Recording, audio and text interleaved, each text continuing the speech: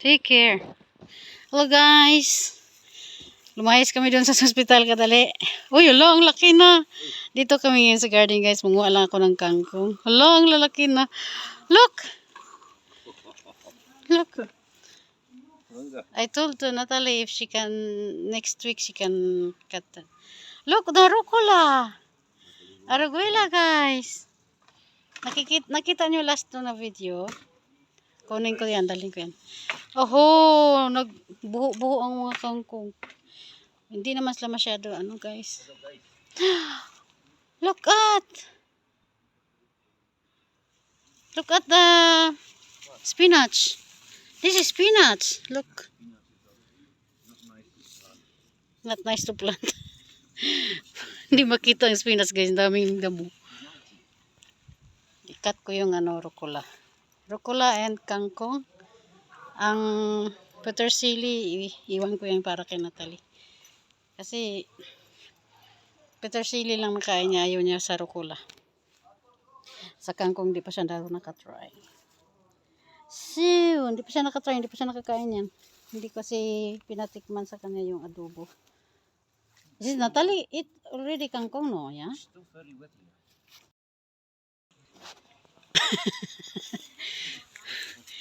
Hello guys. Lolo needs gising.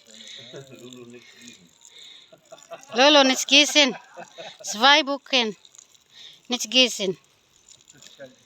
He said, jeden Tag. Nicht jeden Tag, guys.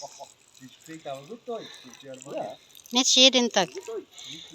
Nicht 2 Wochen nicht gising. Oh yeah, Lolo.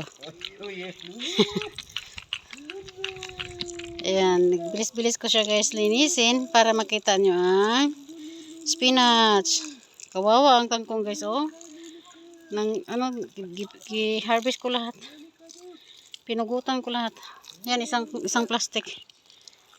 Isang plastic yung kangkong ko. Mamaya ipakita ko sa inyo guys.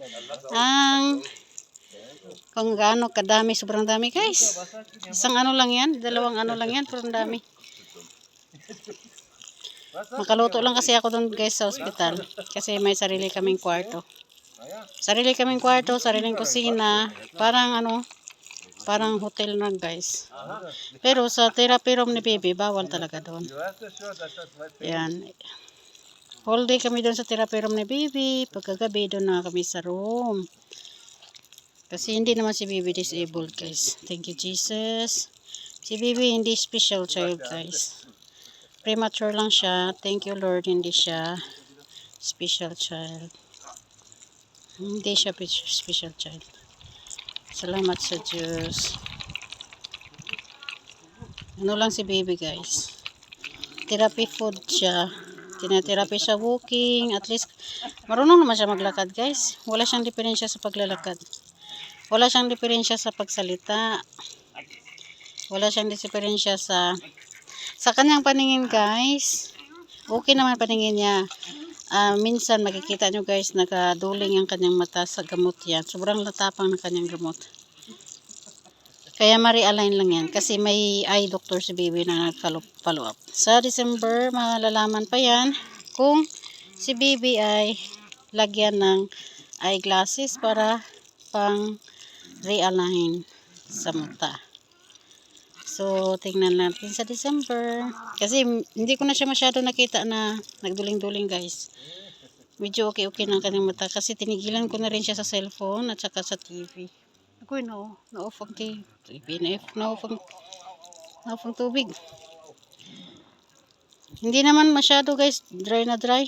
Yung kangkong lang masyadong dry na dry. Dito, hindi siya masyado dry na dry. Ano ba yung nangyari sa tubig? Nagpilo ang hose. Ang hose. Ang tubig guys, punong-puno.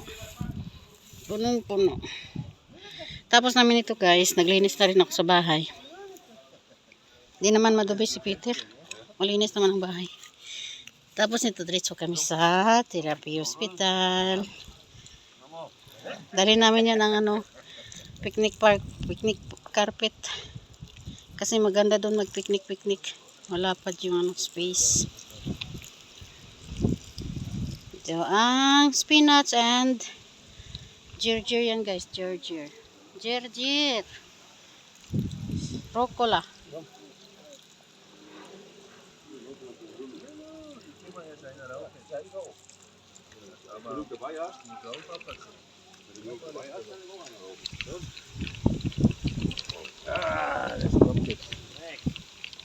No, no, no, no, no, no. Let it Meryl sit down before you go. Please. Don't let it that one. It's not important you raukin. Can you stop do that? Whew. Okay, you choose. Raukin or Meryl? Yeah. I will be very, very strict now. I don't care you are angry to me or not. I don't care. Oh, I just care Meryl. I don't care you. Very far. What very far? Kipag-away talaga ako. Bahala na sabihin kong demonyeta ako. Basta importante ligtas si baby. Wala akong pakialam kung mabait ako kung hindi sa paningin niyo. Bahala na makipag-away ako. Makipag-away. Wait.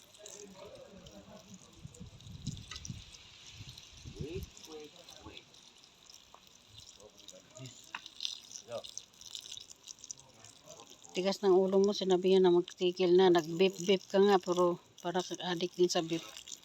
Di 5 minutes, hindi ka makatigil sa beep-beep mo. Kainis.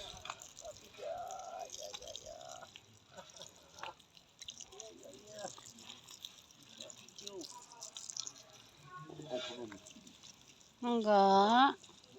Yan guys, ang petersili or parsley. Si Natalie ang pa-harveston ko yan kasi dami na. Makamalangta lang yan dun sa ospital. Kangkong, pwede ko yan i-adobong kangkong. Hindi naman yan mapanis agad. Pwede 2 beses ko mag-adobong kangkong. Magsigang. Pwede din ako magsigang dun kasi may mga kaldero doon. Sinigang sa manok. Padala ko ng manok. Pag sipagan si Pam. Ang hina ng tubig. Kasi guys, hindi to sa dinimotor pa. Galing lang siya sa ano. Galing lang siya sa drum. Drum ba tawag to? Eh, wala siyang motor na magsip-sip. Kaya ganyan lang siya kahina. Kasi baby, nanggabot na. Guwa na si Peter. Huwag lang to si Peter. Umbot na lang. Guys, ang sarap talaga. Ano guys, oy, pangaway, oy. Kapoy mangaway o ano? English. Kapoy mangaway o English. Minsan, pag nag-away kami niyan, pag aawahin ko siya ba? Nailunggo ko ah. Malambing lang man ko ang ilunggo pamatian. Hindi niya alam na galit na ako noon. Pag nagalit ang mga ilongga guys, ang tono sa pananalita ay malambing pero galit na yan.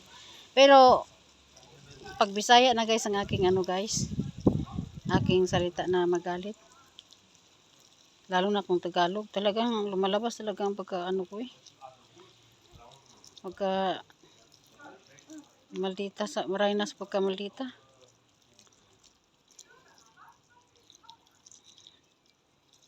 Ako guys, ang pagkamalita ko, nilalagay ko lang talaga yan sa tama. Sa taong mabait sa akin. Mabait, sobrang bait ako. Pero sa taong grabe, demonita sa akin ay linti kagid sa akon ba. Malintikan kagid. Hindi ko mabot-bot sa imo kung ano ka sa akon. Ambot na lang. Ang kontra mo gid ako. Ginay ka ng tao nga ginakontra gid ko blahaw. Ay, ambot lang. Bala lang gid sa imo. Bala lang gid ang imo. Bala. Ang ba ko kulang lang gid bala. Magratatatat kinaya.